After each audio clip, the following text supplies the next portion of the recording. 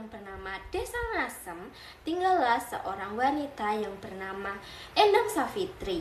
Dia memiliki anak yang bernama Baru Kelinting.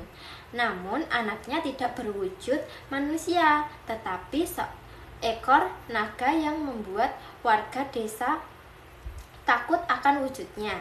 Seiring berjalannya waktu, Baru Kelinting beranjak dewasa dan bertanya-tanya tentang siapa ayahnya. Nah, di suatu hari, Baru Kelinting bertanya kepada ibunya tentang siapa ayahnya.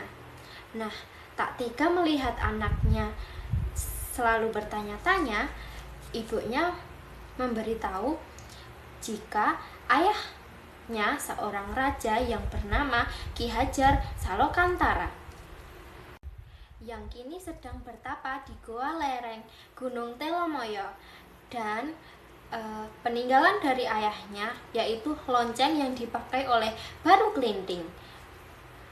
Lalu Baru Kelinting bergegas menuju lereng Gunung Telomoyo untuk mencari ayahandanya. Sesampainya di mulut goa, dia bertemu dengan pertapa tua. Setelah itu, Baru Kelinting bertanya tentang ayahandanya. Lalu pertapa itu menjawab jika dia adalah Ki Hajar Salokantara. Namun Ki Hajar Salokantara tidak percaya begitu saja. Ia inginkan bukti dengan cara Baru Kelinting melilitkan tubuhnya di Gunung Telomoyo dan bertapa selama 1 tahun. Jika berhasil, dia akan mengakui Baru Kelinting sebagai anaknya. Lalu Baru Kelinting secara mudahnya melilitkan badannya di Gunung Telomoyo dan melanjutkan bertapa selama 1 tahun. Selama bertapa, Baru Kelinting sangatlah kusyuk, sampai-sampai tubuhnya menyatu dengan Gunung Telomoyo. Suatu ketika, warga desa Patok berburu di hutan itu. Mereka hendak mencari rusa untuk sedekah bumi setelah masa panen selesai.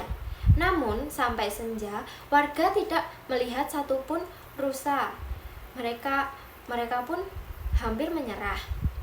Nah, tetapi salah satu warga melihat tubuh Baru Kelinting. Mereka lalu memotong ular itu dan membawa pulang dagingnya. Dia tidak tahu jika ular itu adalah Baru Kelinting. Sepanjang perjalanan pulang, mereka terlihat sangat bergembira. Keesokan harinya, pesta sedekah bumi dilakukan di alun-alun. Di atas tikar tersedia banyak sekali makanan dan hidangan lainnya. Para warga sangat menikmati daging ular tersebut. Hingga ada langkah kaki kecil yang mendekati kerumunan warga tersebut. Ada seorang anak kecil yang tampak lusuh meminta sedikit makanan kepada warga yang sedang melakukan pesta sedekah bumi itu. Namun, tidak ada satupun warga yang memberikan makanan kepada anak kecil itu. Setelah berkali-kali ditolak, ia pun meninggalkan kerumunan warga yang sedang berpesta dan melanjutkan perjalanan. Setelah lamanya ia berjalan, ia berhenti di sebuah pondok kecil. Nah, ternyata pondok kecil itu milik janda tua. Ia pun mencoba untuk meminta makanan kepada janda tua itu. Setelah itu, janda tua itu merasa kasihan akan anak kecil itu. Lalu, janda tua memberikan makanan kepada anak kecil itu. Setelah itu, anak kecil itu memakan makanan yang diberikan oleh janda tua itu dan berpesan kepada janda tua itu, jika ada suara bergemuruh segeralah naik lesung. Walaupun janda tua itu tidak mengerti apa yang dimaksud oleh anak kecil tersebut, tetapi janda tua itu mengiyakan apa yang ia perintah. Setelah selesai makan, ia pun kembali ke alun-alun untuk berusaha meminta makanan kembali kepada warga. Namun, penolakan yang dia dapatkan dan dia didorong sampai jatuh. Tiba-tiba, anak kecil tersebut mengambil ranting kayu yang ada di dekatnya, lalu menancapkan ke tanah dan berkata, "Aku tantang kalian semua untuk mencabut ranting ini." Lalu para warga menertawakan anak kecil itu. Setelah menertawakan anak kecil tersebut, para warga berbondong-bondong untuk mencoba mencabut ranting tersebut dari tanah.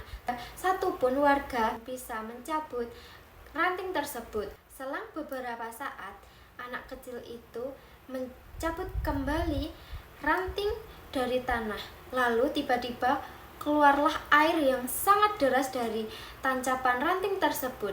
Lalu ia berkata, Asal kalian tahu, aku adalah baru kelinting jelmaan naga yang kalian makan. Aku datang ke sini untuk menguji kalian dengan meminta sedikit makanan. Namun, tidak ada satupun yang memberikan makanan, maka tibalah saatnya kalian untuk menerima hukuman atas perbuatan kalian ini. lalu banjir bandang pun menenggelamkan desa dan warga sekitar. Dan terbentuklah danau. Tetapi ada satu orang yang selamat. Ia adalah nenek janda tua yang memberikan makanan ke Baru Kelinting. Ia selamat karena menaiki lesung sesuai pesan dari Baru Kelinting.